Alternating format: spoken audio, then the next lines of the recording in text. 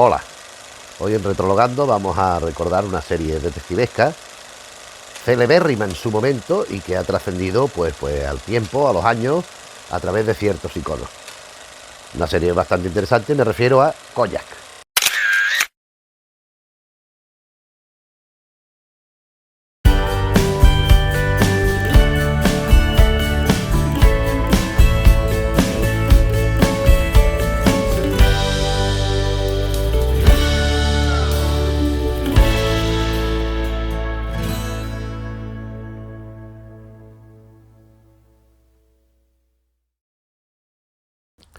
Kojak es una serie de televisión norteamericana que produce la CBS, la cadena CBS, entre 1973 y 1978.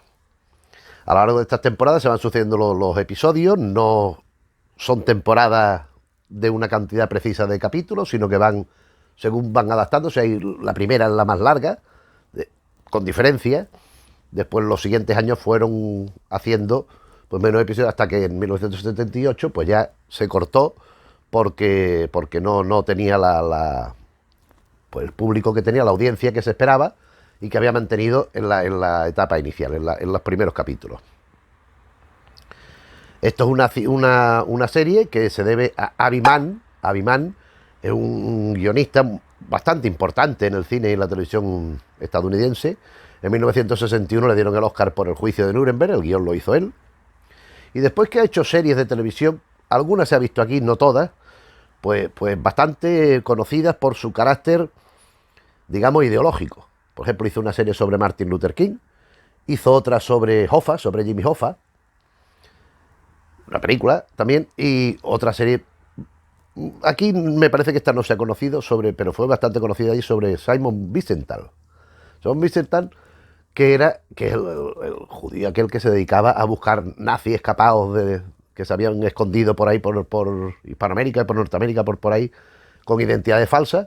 Pues él creó una serie que era como que Simon Wiesenthal era el detective que iba buscando a esta gente.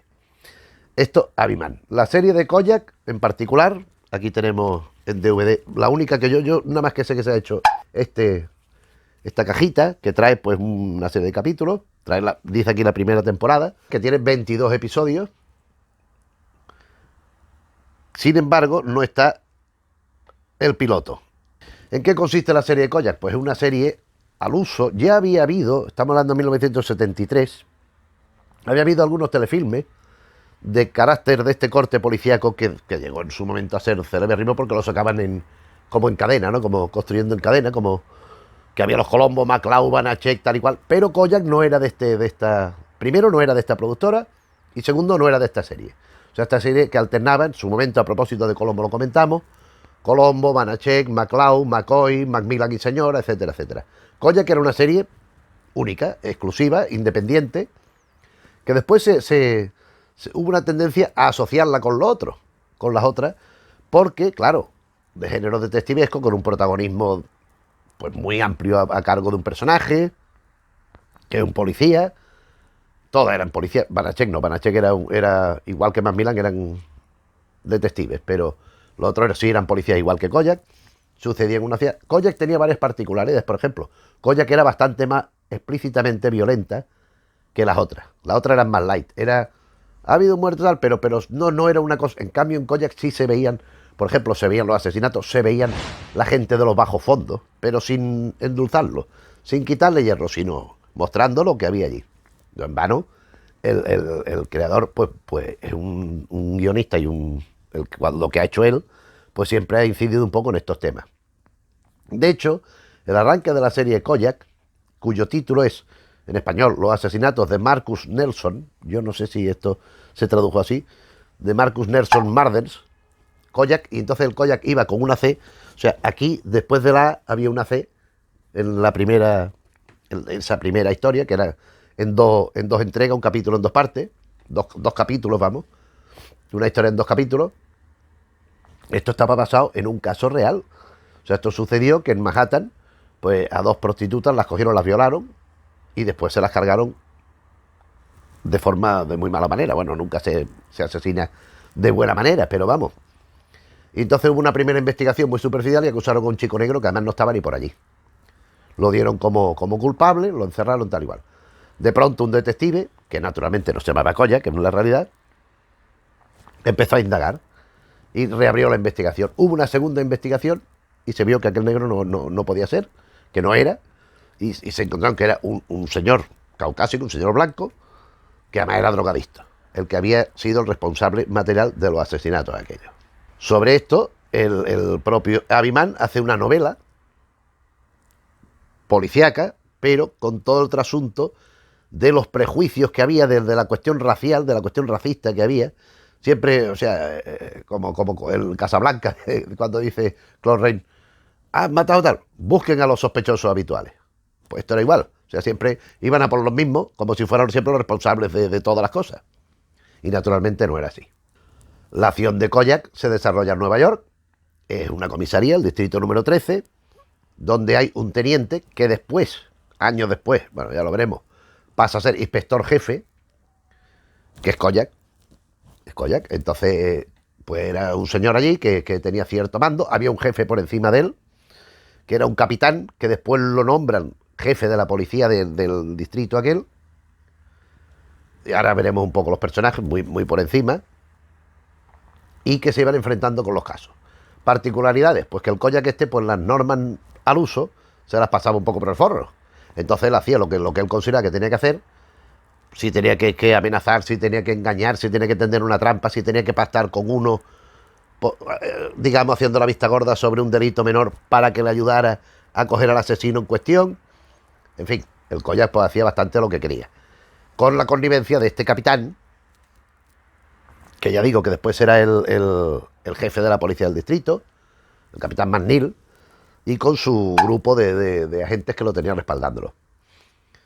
La serie funciona muy bien, ya digo, porque además, en contraste con la otra, con la de los Colombo, los MacLeod y todo esto, aquí sí se constataba cierta realidad. Claro, tampoco vamos a decir que entraran profundamente en lo que era la realidad de la calle, pero sí eran más auténticos que aquellas mansiones y aquellos millonarios que iban en yates siempre en cochazos del Colombo, el Chicago del MacLeod, tal y cual. Esto era más light, más, digamos, para lo que lo viera la gente, la exportación de la visión de Estados Unidos.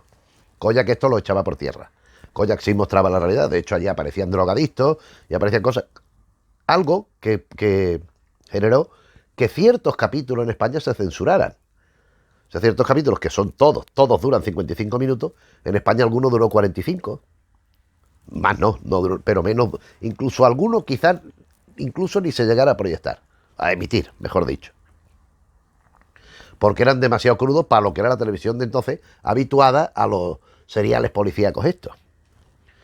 Para el personaje de Koyak, con mucho buen ojo y de forma muy certera, se elige al actor de origen griego Telly Savalas. Esto no es decir nada, esto no es inventar la sopa de ajo. Telly Savalas era un actor ya de un recorrido importante en cine.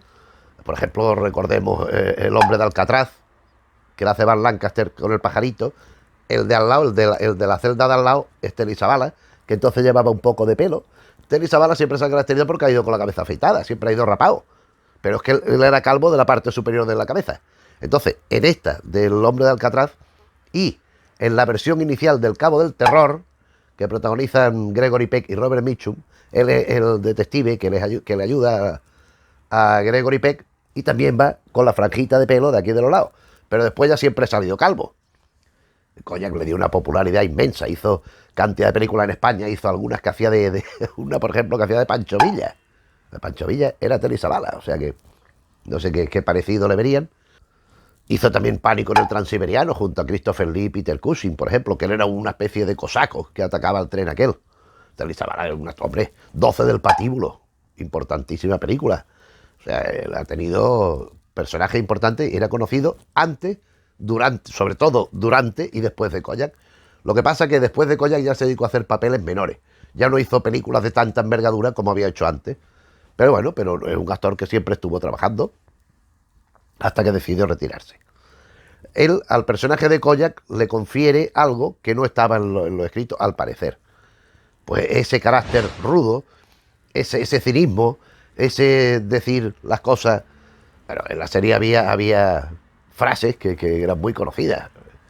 Yo me acuerdo, por ejemplo, le decía, no, usted ha sido el que estaba... No, no, yo estaba en casa con mi madre. Y el coño le decía, sí, me lo dice, me lo cuenta. Eso era una frase muy conocida. Y por supuesto, la imagen icónica del calvo con la gafa de sol y con los cigarritos, con los chupachus, que bueno, eso fue otra movida, porque Kojak fumaba mucho. Kojak además tenía una particularidad, el dedo índice de la mano derecha lo tiene, yo es una cosa que reparé en época muy posterior, pero me di cuenta y digo, oye, ¿verdad? Le faltan las falanges del dedo, no sé si se las cortaría con una cería sin las falanges del dedo índice. Aún así, el tío encendía las cerillas con la uña, ¡pac! Y se encendía unos cigarritos marrones, largos, delgaditos, que aquí había en España unos que se llamaban More, que eran los más parecidos. Entonces esos cigarros se pusieron de moda por Kojak. ¿Qué ocurrió?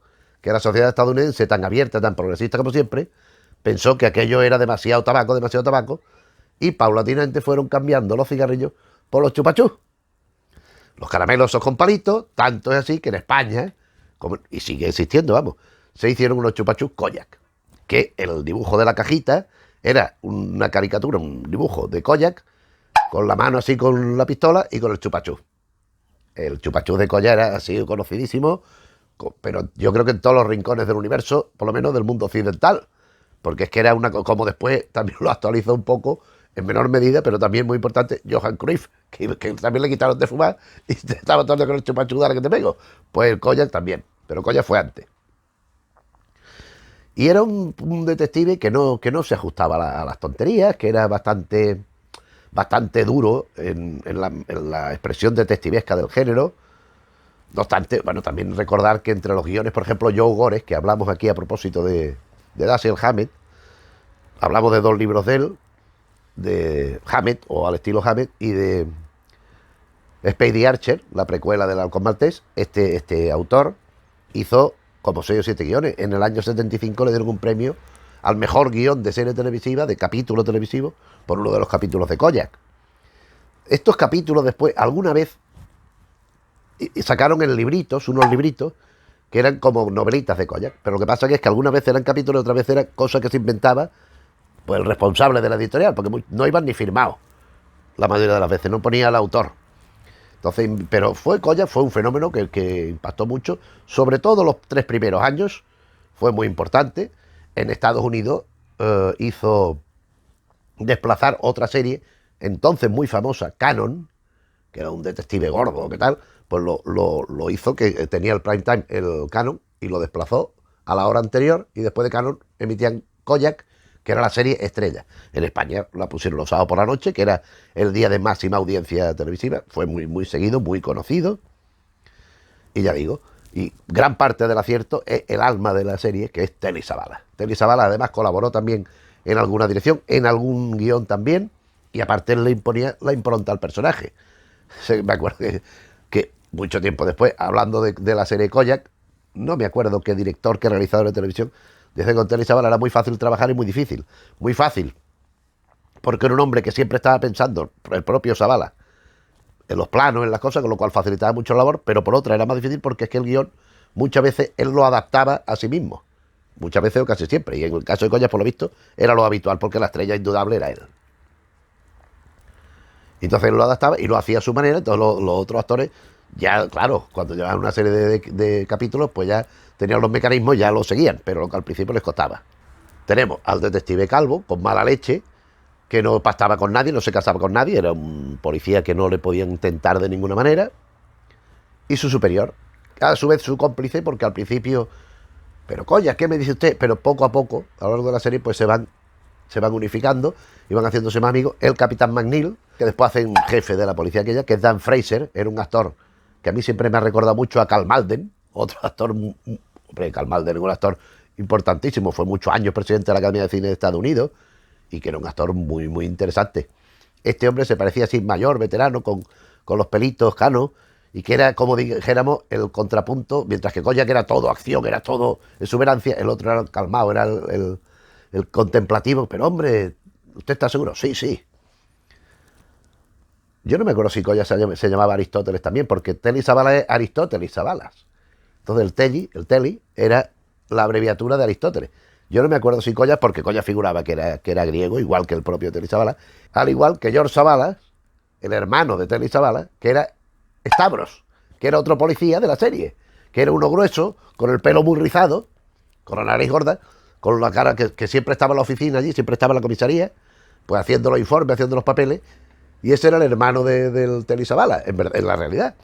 Y había juegos de complicidad entre ellos, y tal y cual. Este era otro de los policías fundamentales de la serie, o sea, el Stavros, además era un elemento cómico, normalmente, mire, ya he terminado el informe, venía muy contento, a lo mejor llevaba que le llevaban dando la murga que llevara el informe. ¿Ah, sí? ¿La has terminado? Sí, muy bien, pues toma. ¡Pum! Y le daban otro montón. Ahora empieza con este. ¡Oh! Y el hombre se quedaba allí de piedra, ¿no? Era un personaje divertido. Y bueno, estaba allí en la oficina, este no salía a la calle. Algún capítulo sale a la calle. Normalmente los que operaban en la calle eran Kojak y Bobby Crocker. Bobby Crocker, que era como su asistente, el que siempre iba con él. Más joven. Este es un actor llamado Kevin Dobson. Kevin Dobson no fue un actor mucho más conocido de Collas, pero por ejemplo, yo recuerdo una película que en su momento muy famosa, La batalla de Midway, con Charlton Heston, con Glenn Ford, con una serie de gente, un reparto importante. Este Dobson era un personaje que iba en un avión, lo derribaban y se caía al mar. Y estaba en el agua, con una especie de almohadilla, allí a ver si lo rescataban, y cuando veía los bombardeos, ¡bien!, se ponía a animar a los de los Estados Unidos. Pues este era el mismo actor, el Kevin Dobson, que hacía el Crocker de Kojak. Después después había otro tal Rizzo, después había otros agentes por allí, pero ya de menor importancia. Y sobre todo en las temporadas siguientes, no al principio. Como no podía ser menos, esta serie, al igual que ya lo comentamos a propósito de Colombo, y de las demás, pero sobre todo de Colombo eran esto, y también Se ha escrito un crimen, otra serie que también hemos referenciado aquí, y que también ocurre esto. Otra de las claves de la serie era The Guest Stars, las estrellas invitadas, que salía cada una en un capítulo. Aquí no hacían como en Colombo, que en Colombo salían 4 y 5 veces el mismo actor haciendo distintos personajes. Aquí no, aquí salía una vez haciendo uno y ya está. Que no, naturalmente no tenían por qué ser el villano, el criminal de rigor. Entre estos invitados, vamos a decir algunos porque algunos son muy conocidos, muy importantes, sobre todo después. O sea, Kojak fue una plataforma para que de alguna forma debutaran, aun en papeles episódicos, ciertos actores que después han tenido muchísimo recorrido.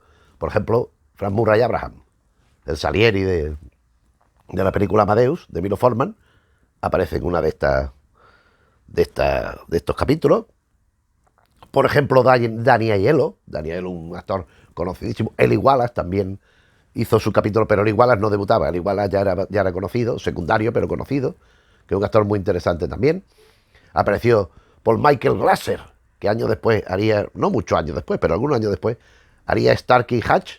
Pues era el Starkey, el que corría haciendo cosas raras con los pelos rizados morenos.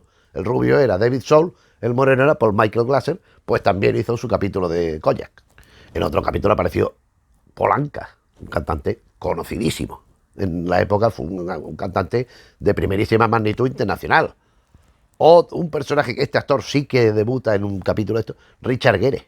Richard Gere aparece por allí, jovencísimo, haciendo... Me imagino que estos debuts a veces ni los consignan en las páginas web y estas cosas, pero es verdad que Richard Gere el primer papel lo hace en Kojak. Harvey Keitel, otro actor de un recorrido inmenso, también hizo su capítulo. Sylvester Stallone también recuerdo que sale haciendo un personaje de un matoncito.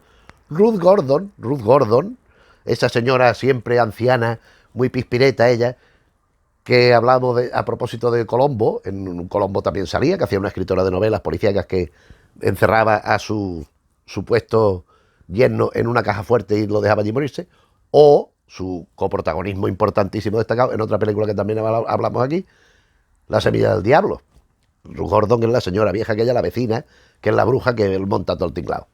Esta señora también aporta su colaboración en la serie de Kojak. Aquí se repartían, aparte entre cierta gente, se repartían siempre todos los pasteles. Oye, es una cosa curiosa, ¿eh? Y esta era una de ellas. Además, que muy bien elegida porque es una actriz muy solvente y muy interesante, muy divertida. También Shelley Winters, que había hecho películas, bueno, que vamos a decir, una serie de películas famosísimas. El secuestro de Miss Blandy, el hundimiento del Poseidón, en fin, una actriz de un recorrido inmenso, una actriz gruesa, con una cara muy amable siempre, y también colaboró. O, por ejemplo, por decir alguno más de de los muchos que hay, Christopher Walken, este actor que tan pronto hace de bueno como de pronto parece transformarse en el demonio, como bien lo pusieron en el Sleepy Hollow de Tim Burton. En fin, que hubo una larga... Bueno, hay muchos más, pero yo he dicho estos porque me parecen los más significativos. A lo mejor me dejo alguno, pero que los actores y las actrices invitados fueron numerosos a lo largo de la serie de Kojak, también como sucedió en las otras series, como hemos dicho. La serie Kojak, pues la última temporada se emite en 1978, la serie regular, digamos. Pero después, en 1985 y 1987, se hacen dos películas, dos telefilmes, de 2 horas, que se emiten en horario regular. 1985, de Belarus File, esto en España creo que no se ha puesto nunca. De Belarus File, 1985, y 1987, The Price of Justice, el precio de la justicia. Bueno, estos son unas películas que retoman a Kojak. Ya no estaba el Capitán McNeil, que creo recordar que la última temporada tampoco aparecía. Sí estaba Kojak, estaba Crocker, estaba Stavro y tal y cual, pero el Capitán no estaba. Y después, años después, hicieron una serie rescatando algunos de estos detectives, Mystery Movies se llamaba, donde fue en 1989, 1990, una cosa así, donde hubo algunos telefilms de Colombo, hubo alguno de MacLeod también, ya Dennis Weaver más veterano, y hubo 5 de Kojak, 5 historias de 2 horas, eran películas, pero Mystery Movie era retomando aquello que había tenido tanto éxito, a ver si lo volvía a tener, haciendo una serie de películas independientes cada una de otras, y aquí sí entraba Kojak en la dinámica de los Colombo, MacLeod y esto que también intentaron recuperar. No funcionó mal del todo, pero tampoco fue el éxito esperado, con lo cual no funcionó. Estuvo funcionando una temporada, me parece recordar, el Mystery Movie este. Y para terminar este recuerdo, no podemos dejar de mencionar que hace unos años, en 2005, hubo una especie de remake de la serie, una serie Kojak, que duró una temporada, porque además era nefasta. El actor a mí no me disgusta, el Kojak era Ving Rhames. Ving Rhames es un actor afroamericano, de color, muy fuerte, muy fornido, con un cuello... Iba con la cabeza rapada, con un sombrero y con el chupachus todo el día. Hasta ahí, o sea, el chupachus y el sombrero, y el nombre, era la conexión con Kojak. Además no tiene nada que ver con el Kojak original. Esta era incluso más dulcecita. El Kojak era un Kojak más impulsivo, más violento, no menos inteligente, porque Kojak naturalmente, aparte de lo que hemos dicho, Telly Savalas me refiero, es que era muy inteligente y sabía escuchar cuando tenía que escuchar. Este, incluso el Ving Rhames era menos. La serie intentó también, pues, destinar a un público nuevo aquellas esencias de aquello que había triunfado en los 70, pero no lo consiguió. La serie, pues, no fue muy buena. Aquí en España sí la emitieron, creo recordar que Calle 13. Y bueno, pues tuvo un seguimiento relativo, pero tampoco fue una serie que en ningún sitio haya sido considerada una serie, un éxito tremebundo, como sí lo fue esta serie de los 70 de Kojak. Y pues nada, pues lo dejamos aquí. Este ha sido nuestro recorrido, nuestro recuerdo de la serie, que ojalá pudiéramos verla entera, porque a mí estos capítulos me parece que, hombre, dentro de que las cosas ya no son como eran, o sea, aquí no había ordenadores, no había móviles, etcétera, etcétera. Claro, con móviles y ordenadores y GPS y todo esto, muchas de estas series no tenían razón de ser. Y el 90% de los capítulos ya no funcionarían. Pero como entonces no lo había, pues siguen funcionando. Entonces uno se traslada mentalmente en el contexto, como al cine, ¿vale? Es que son cosas que no envejecen, a pesar de los cambios que lógicamente ha habido, ¿no? Es como cuando en cómics leemos Tintín, cuando llega la luna, qué cosa más novedosa. Y ahora ya están hablando de ir a pasar fines de semana a Marte y todo, en realidad, ¿no? Pero entonces aquello era la bomba, pues esto igual. Y son unos episodios que se ven bien, con unos argumentos bastante bien trenzados, con una estructura interna muy atractiva y unos diálogos muy chispeantes y muy graciosos. Hasta aquí este vídeo y pues nada, si te gusta y si te interesa, pues le das al me gusta, si quieres. Si quieres también te puedes suscribir, que nos viene bien, te lo pedimos porque no hace falta, nos interesa. Que haya todos los suscriptores posibles, toda la gente que se te ocurra que le pueda interesar, que le pueda gustar, se lo puedes decir. Hay el estímulo de participar en la promoción de la colección de Mortadelo y Filemón, que está muy bien. Y nada más, pues nos vemos en otro vídeo. Un saludo.